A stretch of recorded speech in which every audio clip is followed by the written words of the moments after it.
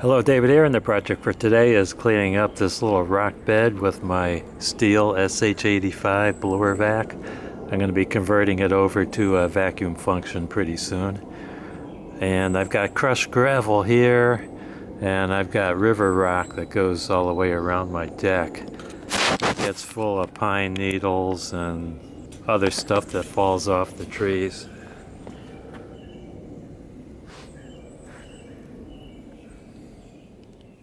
I'm not going to be able to give much narration while the engine's running, but I just need to mention that the function of getting the pine needles and dirt out of the rock bed is a motion of pushing into the rock, pushing and pulling, and to move the rock around so it could get the needles that are stuck underneath the crushed rock and the river rock. And it does do a job. You can see what it did to the opening of the vacuum.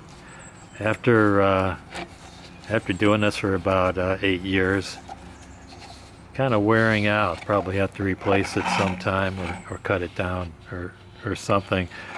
This is a function that I do annually. I do it once a year. Probably need to do it several times a year because after a couple of months it gets kind of dirty again. But it sure looks good once I'm done. Okay, I've got it set up for vacuum. One thing I need to tell you is that the vacuum doesn't pick up the rocks and send it to the bag because the rocks are too heavy.